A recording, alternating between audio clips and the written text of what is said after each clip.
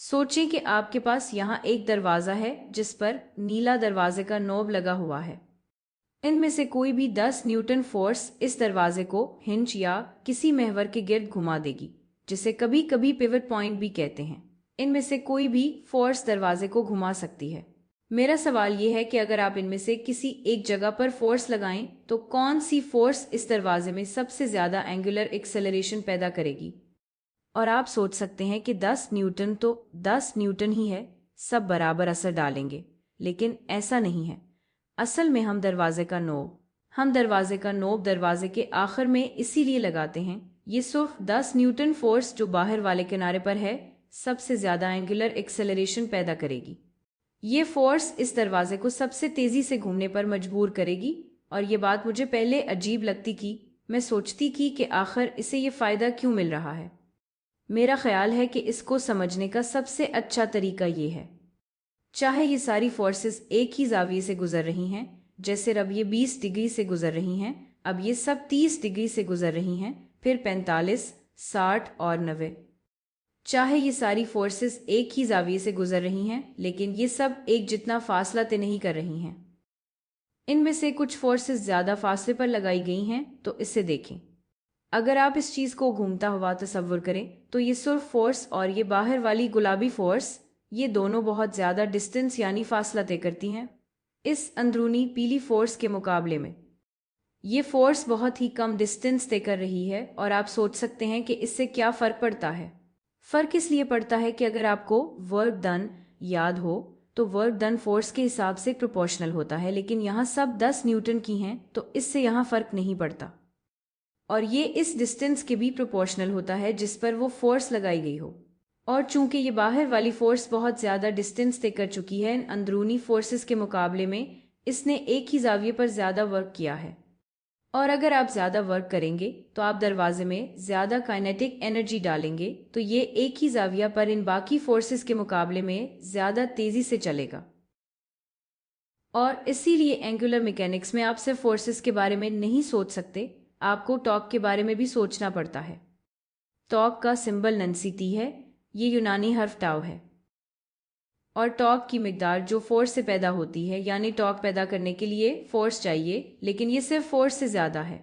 आपको आर यानी एक्सेस यानी महवर से फोर्स तक का डिस्टेंस को फोर्स की मिकदार से ज़रब करना होता है ताकि आप मालूम कर सकें कि दी गई फोर्स से कितना टॉर्क लग रहा है। जितना ज्यादा टॉर्क लगेगा इतनी ही ज्यादा एंगुलर एक्सेलरेशन मिलेगी और आप किसी चीज को इतना ही तेजी से रफ्तार बढ़ाएंगे। अब आप सोच सकते हैं कि अच्छा, मुझे समझ आ गया कि ज्यादा फोर्स से ज्यादा टॉर्क मिलता है, लेकिन ये सिर्फ आर क्यों है, आर स्क्वायर क्यों नहीं। ये तो थोड़ा इत्तेफाकी सा लगता है, हो सकता है ये बस जजर आर जैसा हो। देखें, अगर आपको आर्क लेंथ याद हो तो आर्क लेंथ होता है आर ज़रब थीटा। तो अगर मैं एक्सेस से 2 गुना दूर हूं तो मुझे 2 गुना आर्क लेंथ मिलेगी। अगर मुझे 2 गुना आर्क लेंथ मिले तो मुझे 2 गुना वर्क डन मिलेगा। आपको 2 गुना वर्क डन मिलता है, आपको काइनेटिक एनर्जी की 2 गुना इनपुट मिलती है। और फिर होता यह है कि 2 गुना काइनेटिक एनर्जी आपको 2 गुना एंगुलर एक्सेलरेशन देगी। इसीलिए टॉर्क के लिहाज से सब कुछ सिर्फ आर के प्रोपोर्शनल है, यहाँ आर स्क्वायर जैसा कुछ नहीं है। तो मिसाल के तौर पर फर्ज करें कि एक्सिस से डिस्टेंस, क्योंकि यही अहम है, इस 10 न्यूटन वाली फोर्स तक 1 मीटर है और एक्सिस से जामनी फोर्स तक 2 मीटर है और एक्सिस से इस दरवाजे के नॉब वाली फोर्स तक 3 मीटर है। इस टॉर्क के फॉर्मूला का मतलब ये है कि चाहे ये सब 10 न्यूटन की फोर्सेस हैं, ये सब अलग अलग मिकदार का टॉर्क लगाएंगी। मुझे 1 मीटर ज़रब 10 न्यूटन करना होगा, जिससे मुझे 10 न्यूटन मीटर मिलेगा। तो टॉर्क की यूनिट है मीटर ज़रब न्यूटन, लेकिन हम आम तौर पर इसे न्यूटन मीटर लिखते हैं। अगर आप टॉर्क पाना खरीदें तो आप इसे न्यूटन मीटर या फुट पाउंड्स में तरतीब कर सकते हैं अगर आप यूएस सिस्टम इस्तेमाल कर रहे हैं। और फिर ये जामनी फोर्स, चाहे ये 10 न्यूटन है, आपको 2 मीटर ज़रब 10 न्यूटन करना होगा।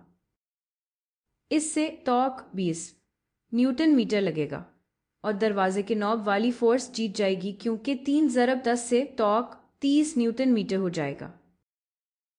تو ایک ہی پیمائش کی فورس مختلف ٹارک لگا سکتی ہے۔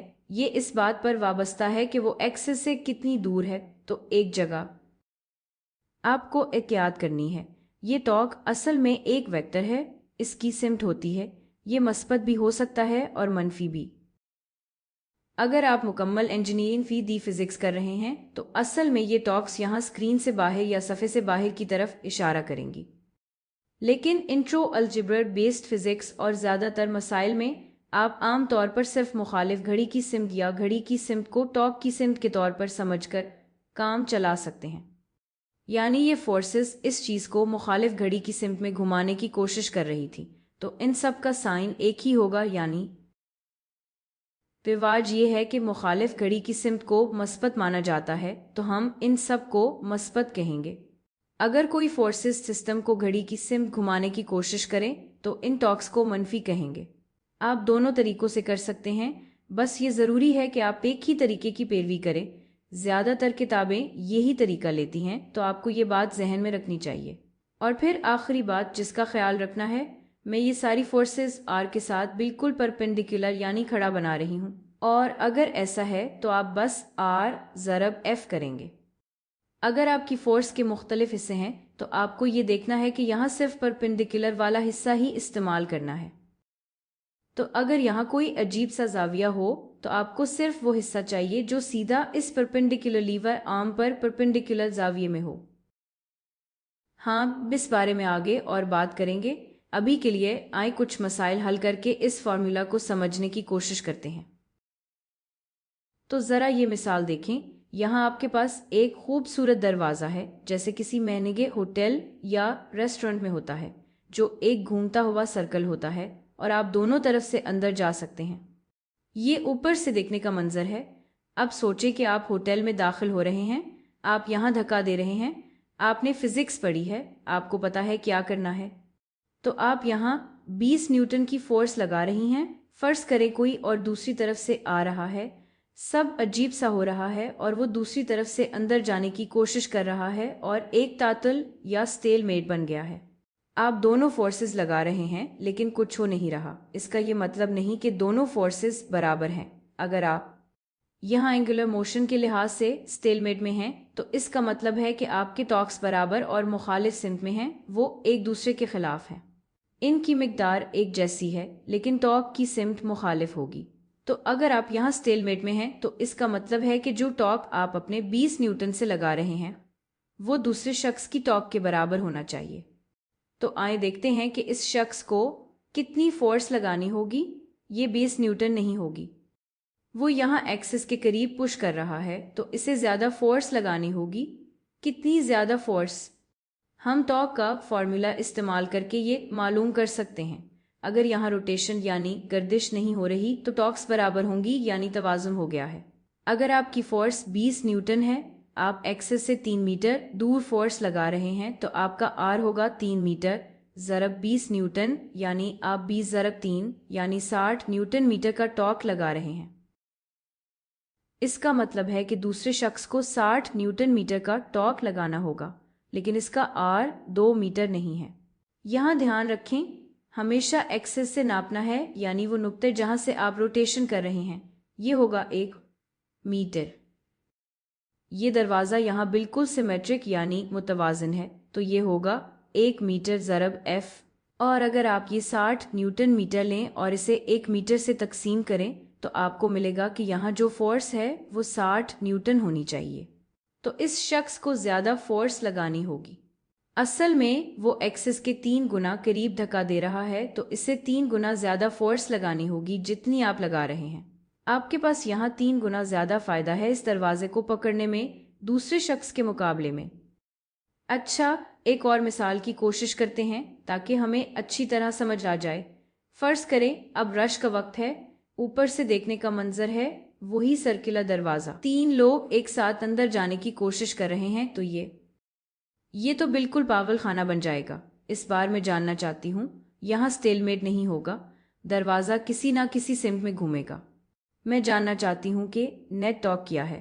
جیسے آپ نیٹ فورس نکال سکتے ہیں ویسے ہی آپ نیٹ ٹارک بھی نکال سکتے ہیں، لیکن یہاں دھیان رکھنا ہوگا यहाँ साइंस मुख्तलिफ हो सकते हैं, आपको इसके हिसाब से मस्बत या मनफी करना होगा। तो आएं यहाँ से शुरू करते हैं। इस 10 न्यूटन से कितना टॉर्क बनेगा? ये एक्सिस से 3 मीटर दूर लग रही है, तो इसका आर है 3 मीटर। तो इस फोर्स से टॉर्क होगा 3 मीटर ज़रब 10 न्यूटन। और चूंकि ये मुखालिफ घड़ी की सिमत में है तो मैं इसे मस्बत कह दूंगी और इसी इंतखाब के साथ बरकरार रहूंगी। अब इस 8 न्यूटन को देखते हैं। आप सोच सकते हैं कि इसका टॉर्क 10 न्यूटन के मुखालिफ साइन में होगा, क्योंकि 8 नीचे है, 10 ऊपर है। लेकिन ये भी इस दरवाजे को घड़ी की सिमत में घुमाने की कोशिश कर रहा है। तो फोर्सेस के लिहाज से ये 10 न्यूटन और 8 न्यूटन मुखालिफ सिमत में हैं, लेकिन टॉर्क्स के लिहाज से दोनों एक ही सिमत में हैं। दोनों रोटेशन मुखालिफ घड़ी की सिमत करवा रही हैं। तो अगर मैं इस 10 न्यूटन वाले टॉर्क को मस्बत कह रही हूं तो मुझे इस 8 न्यूटन वाले टॉर्क को भी मस्बत कहना होगा, क्योंकि ये भी इसी सिमत में टॉर्क लगाने की कोशिश कर रहा है। तो मेरे पास 1 मीटर है जो कि आर है इस 8 न्यूटन के लिए। तो 1 मीटर ज़रब 8 न्यूटन होगा टॉर्क इस 8 न्यूटन से। और फिर मेरे पास यहाँ एक और फोर्स है, ये 5 न्यूटन घड़ी की सिमत घुमाने की कोशिश कर रहा है। चूंकि मैंने मुखालिफ घड़ी की सिमत को मस्बत कहा था, तो अब मुझे इसे मनफी टॉर्क लेना होगा। तो मनफी 3 मीटर, यानी एक्सिस से इस 5 न्यूटन तक आर है 3 मीटर ज़रब 5 न्यूटन। और अगर आप 30 8 जमा 8 मनफी 15 करेंगे तो आपके पास कुल मस्बत 23 न्यूटन मीटर टॉर्क आएगा। तो ये स्टेलमेट नहीं है। इस नेट टॉर्क की वजह से कुछ एंगुलर एक्सेलरेशन आएगी। तो खुलासा करते हैं, जैसे नेट फोर्सेस से आम एक्सेलरेशन आ सकती है, वैसे ही नेट टॉर्क से एंगुलर एक्सेलरेशन आ सकती है। अगर कोई नेट टॉर्क नहीं है तो इसका मतलब है कि कोई एंगुलर एक्सेलरेशन नहीं होगी। टॉर्क निकालने का तरीका ये है कि आप आर लें, जो एक्सिस से इस जगह तक का डिस्टेंस है जहां फोर्स लग रही है, और आप इसे फोर्स की मिकदार से ज़रब करें जब तक वो फोर्स परपेंडिकुलर हो इस लीवर आर्म या इस आर डायरेक्शन के।